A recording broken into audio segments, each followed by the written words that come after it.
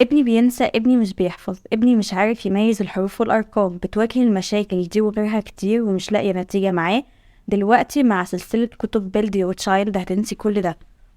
أنا مس علا من جروب Build Your Child، خريج كلية رياض أطفال.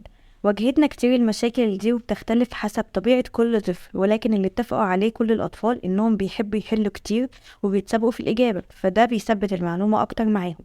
عشان كده عملنا لك سلسلة كتب Build Your Child فيها كل ده، فيها كمية أسئلة كتير ومتنوعة وتشوف فيها الطفل المعلومة بكذا شكل. وبدأنا بكي جي 1، وهم عبارة عن 4 كتب ماس إنجليش عربي حساب، وفيهم الطفل هيتعلم الحروف والأرقام العربية والإنجليزية.